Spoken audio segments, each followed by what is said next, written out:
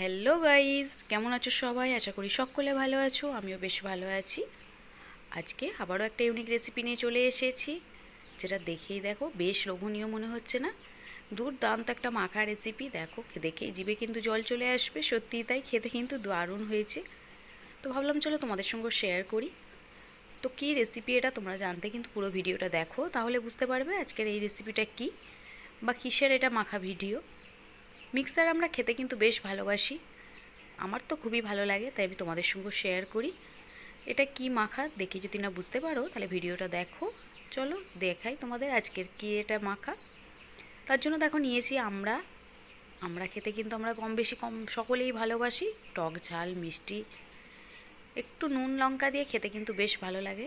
তারপরে যদি আর একটু সুন্দর করে মাখা যায় তাহলে তো আর কথাই নেই। তো তার জন্য দেখো আমি ছোটো ছোটো আমরা নিয়েছি, এগুলো কচি আমরা। এখন এগুলো কিন্তু অনেক বড় হবে, তার আগেই আমি এগুলো নিয়েছি, নিয়ে খেতে কেমন লাগে দেখার জন্য। তো তার জন্য পরিষ্কার করে জল দিয়ে ধুয়ে খোসাগুলো ছাড়িয়ে নিতে হবে। বাই দ্য ওয়ে, তোমাদের যদি দেখতে দেখতে ভালো লাগে অবশ্যই কিন্তু আমার চ্যানেলটিকে সাবস্ক্রাইব করো, জাস্ট দেখে চলে যেও না। চলো পরিষ্কার করে ধুয়ে নিয়েছি। এবার খোসাগুলো একটা ছুরির সাহায্যে এইভাবে ছাড়িয়ে নিচ্ছি। দেখো তোমরা চাইলে এটা বটি দিয়েও করতে পারো, কোনো প্রবলেম নেই।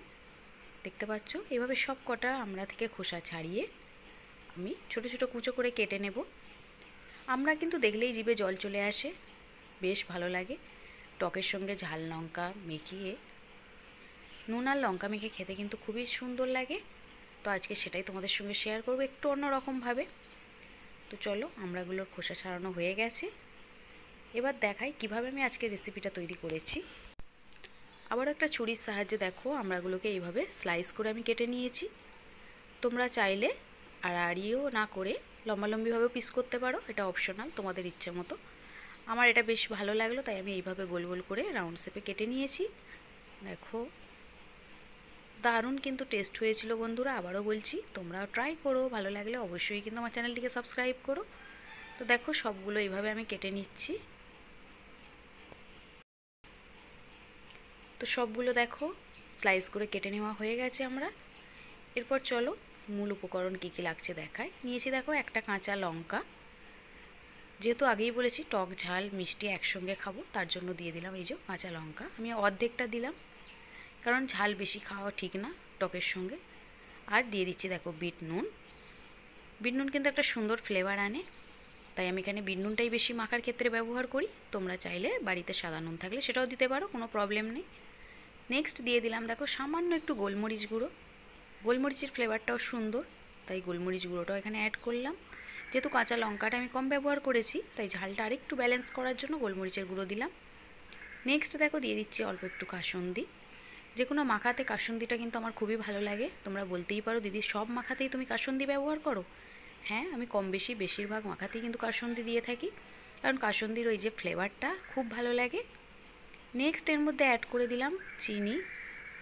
দেখো চিনিটা খেয়ে দিলাম, বাড়ির সকলে কিন্তু হালকা একটু মিষ্টি ভাব খেতে পছন্দ করে, তার জন্য চিনিটা অ্যাড করলাম।